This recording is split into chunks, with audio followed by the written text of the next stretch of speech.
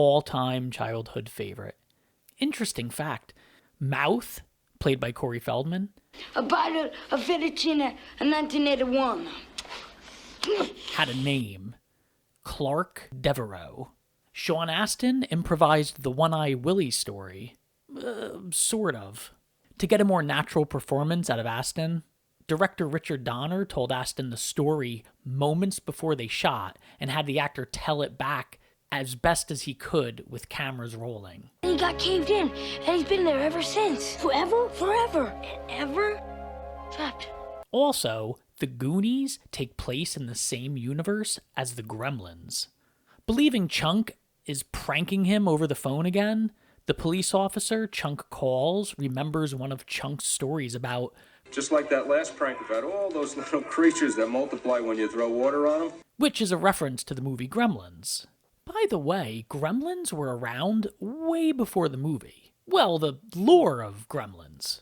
A gremlin is a mischievous creature invented at the beginning of the 20th century to originally explain malfunctions in aircraft and later in other machinery. Though, the myth of the gremlin seems to be older, maybe even going back to medieval times. There was even a Bugs Bunny cartoon from the 1940s with a gremlin in it.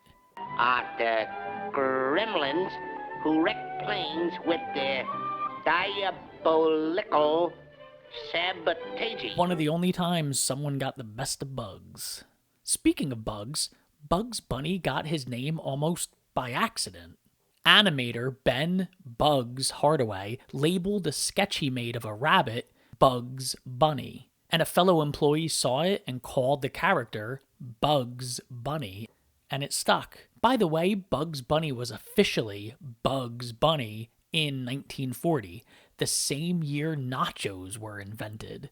Yeah, you'd think nachos were around way longer, but they were created in 1940. As the story goes, a group of women walked into a club outside business hours.